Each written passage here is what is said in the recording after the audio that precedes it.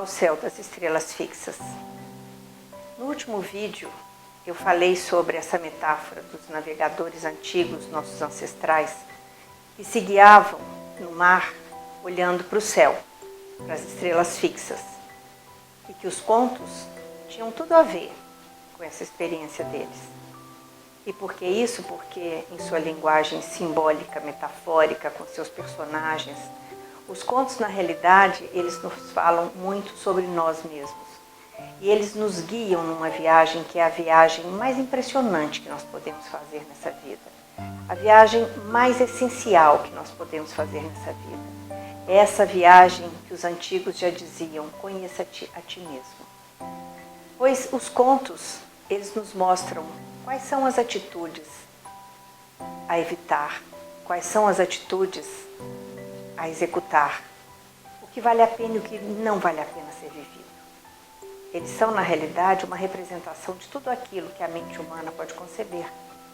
E se nós pudermos olhá-los não apenas como entretenimento, mas também como um bom material para reflexão, eles podem nos levar muito longe. Então agora eu quero continuar a história que nós começamos no último vídeo, que é a história de Mizrahan, o persa, que quase perdeu a sua esposa, a sua amada esposa Zenaide, numa doença estranha e grave.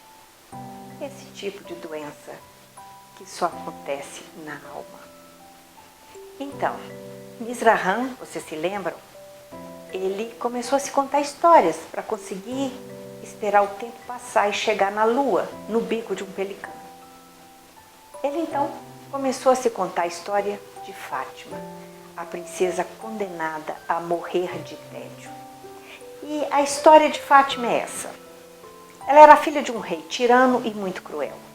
E esse rei, ele gostava de ser obedecido. A grande alegria dele na vida, a única coisa que dava sentido à existência desse rei é se ele fosse obedecido. Ele então criava coisas para que as pessoas o obedecessem. E se não executassem suas ordens, ainda que ele não as tivesse dado ainda, o castigo era grave. Pois muito bem, um dia ele não tinha ideias, ele raramente tinha boas ideias, mas nesse dia ele precisava de alguma coisa para que as pessoas o obedecessem. Assim ele se sentiria muito importante. Então ele resolveu que faria um decreto. Quem pisasse na grama do seu jardim seria gravemente atacado. Pois muito bem, a princesa não sabia disso. Ela nem sabia ainda, porque na verdade o decreto nem tinha sido ainda lavrado. Ela, passeando pelo jardim, um dia muito quente, tirou seus sapatinhos e começou a pisar na grama para sentir o frescor que vinha da grama. O rei viu aquilo. Ele mandou que imediatamente prendessem a princesa. E ele condenou-a a morrer de tédio por ter pisado na grama, contrariando uma ordem que ele ainda nem tinha dado. E lá, a princesa foi levada para o alto de uma torre com 999 degraus. E lá no alto foi presa, condenada a morrer de tédio. Mas a princesa Fátima, ela chorava tanto, ela se lamentava tanto, ela se sentia tão infeliz que ela não tinha tempo para ter tédio nessa situação. Mas sabe, depois de algum tempo, um sentimento costuma a dar espaço ao outro. E então, a tristeza deu lugar ao tédio. E ela começou assim, se sentir ali muito entediada. E porque ela se sentia muito entediada, ela tentou fazer alguma coisa para melhorar a situação dela. E ela começou a brincar com as próprias mãos. E ela começou a brincar com os dedos. E ela começou a contar as histórias dos dedos uns para os outros. E ela começou a brincar com as mãos. E ela brincava. Só que foi passando o tempo e aí ela já não achava muita graça mais em brincar assim com as mãos. Ela voltou a chorar. E ela começou a chorar. E ela chorava tanto, tanto que as lágrimas começavam a cair no chão e de repente uma dessas lágrimas, redondinha, redondinha, quicou no chão e subiu. E ela viu que podia brincar com aquela lágrima. Essa lágrima virou como uma bolinha lágrima. E ela jogava na parede e jogava na terra, ela jogava na parede, jogava no chão. A bolinha quicava e ela se distraía com isso. Ah, mas sabem, uma hora a gente se cansa também de jogar bolinha de lágrima na parede e no chão. Ela se cansou. E ela então começou a pensar que não tem jeito de brincar. Se não se tem um amigo, uma amiga, brincar sozinho, não tem graça brincar sozinho. Ela tinha que inventar outra coisa, mas ela não tinha muita imaginação. Ela olhava assim, sombras na parede, mas não conseguia criar nenhuma história com as sombras na parede. Ela então começou a chorar novamente. Ela começou a chorar e ela foi para a janela e começou a chorar na janela da torre. Não dava para ver nada lá embaixo, porque a torre era muito alta. E ela chorava na janela da torre. E de repente, uma de suas lágrimas bateu lá embaixo no chão, quicou e subiu novamente.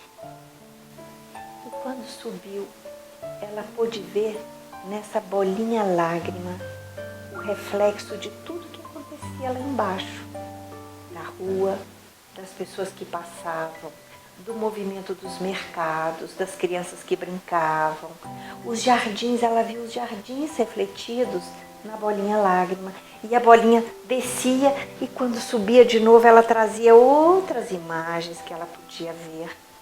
E ela começou a ver para além dos domínios do seu pai, o rei, tirano e cruel. E a bolinha foi mostrando para ela coisas muito longe dali. E ela começou a ver como era lindo o mundo. E ela ficava ali condenada a morrer de tédio. Quem a tinha condenado a morrer de tédio, senão o seu próprio pai, que não deixava que ela pudesse ver tudo que há de lindo nesse mundo. Ah, ela chorava, mas ela via na bolinha que quicava e voltava e ela via o mundo. Ah, mas aconteceu, como sempre acontece nas histórias. Chegou naquela cidade um príncipe que não era dali, que não sabia de nada, que não sabia que ali tinha uma princesa condenada a morrer de tédio que ficava no alto de uma torre, mas ele viu a torre.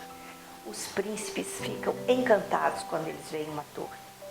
Ele então decidiu que ele ia subir naquela torre, ia saber o que tinha no alto daquela torre. Ele então subiu 999 degraus.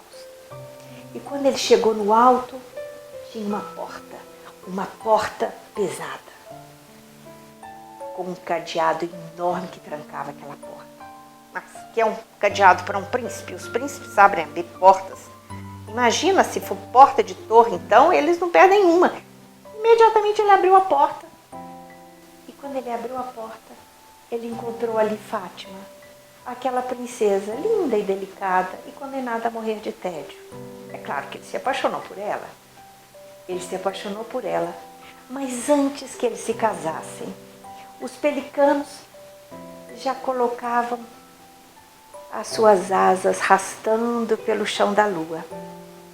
Então eles pousaram e o pelicano-chefe abriu o seu enorme bico e dali de dentro saltou Mizrahan, o persa, que estava na lua em busca da água da primeira chuva de outono na lua. Ele desceu e começou a caminhar por ali. Ele caminhava e via na lua as montanhas que se vê da Pérsia, ali tão próximas dele. Elas eram como as montanhas de Isfahan. E havia ruas na lua. E havia pessoas que passavam nas ruas da lua. E havia jardins. E ele tinha que se lembrar o tempo inteiro: eu estou na lua, eu estou na lua, eu estou na lua. Porque nem parecia real estar na lua. E ele esperou por 2 dias. Daí a 2 dias, a primeira chuva do outono caiu na lua. E assim, quando ela começou a cair, aquela aquela chuva generosa. Ele pegou 12 garrafas, encheu todas as 12 garrafas. Claro que cada um dos pelicanos daquele bando conseguiu levar uma garrafa no seu bico para aquele homem. Ele levou uma com ele. E os pelicanos, então, prepararam a sua volta, porque eles já tinham chegado lá na lua, na primeira chuva do outono. Eles ficavam lá só durante a primeira chuva de outono e depois eles migravam novamente para a terra. Ele então entrou novamente no bico do pelicano-chefe, comandante do bando, e eles voaram de volta para a terra. E quando ele chegou, ele estava tão feliz com aquela viagem. Ele era um homem novo, um homem diferente. Ele foi correndo para casa. Ele esfregou a água da primeira chuva de outono que caiu na lua. E ele esfregou aquela água no todo o corpo de Zenaide, da cabeça aos pés e dos pés à cabeça. E ela começou a viver novamente, ela começou a renovar tudo. A vida voltou novamente em Zenaide. Esse homem nunca mais foi o mesmo. Mizrahan nunca mais foi o mesmo. A partir desse momento, o mundo dele cresceu. A história dele virou outra história. E ele mandou que fizessem bebedouros em todas as praças e em todos os jardins de Isfahan, como uma forma de agradecer aos seus amigos pelicanos.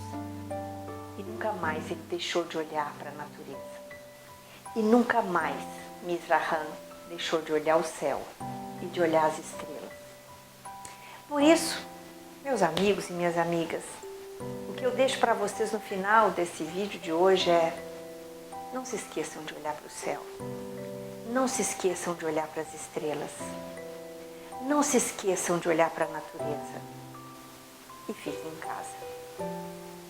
E vai dar tudo certo.